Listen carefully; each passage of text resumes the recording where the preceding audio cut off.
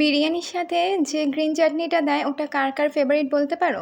কিন্তু ধরো তোমার কাছে এই মুহূর্তে পুদিনা পাতা নেই তেঁতুল, তাহলে তুমি ওটা বাড়িতে বসে কী করে বানাতে পারো? চলো আজকে আমি সেটাই তোমাদেরকে বানিয়ে দেখাচ্ছি। একটা টমেটো, সেটাকে বাইরের দিকটা ভালো করে পুড়িয়ে নিতে হবে, মানে খোসাটা ভালো মতো পুড়ে যাবে গ্যাসের উপর রেখে। তারপর ওটাকে নামিয়ে ঠান্ডা করে নিতে হবে।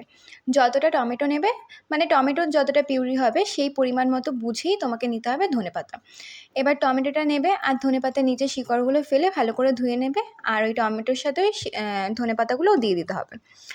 এরপর আর বেশি কিছুই লাগবে না, লাগবে হচ্ছে 4 থেকে 5 কোয়া রসুন, 2টো কাঁচা লঙ্কা, তার সাথে আদা আর রসুনের পরিমাণ মোটামুটি সমান রাখবে, তাহলে টেস্টটা ভালো আসবে। এর সাথে তো দিতে হবে অবশ্যই নুন। আর যদি কারোর মনে হয় ঝালটা বেশি, তাহলে দুটোর জায়গায় একটাও লঙ্কা দিতে পারো, তবে আমার এই চাটনিটা একটু ঝালঝালই ভাল লাগে।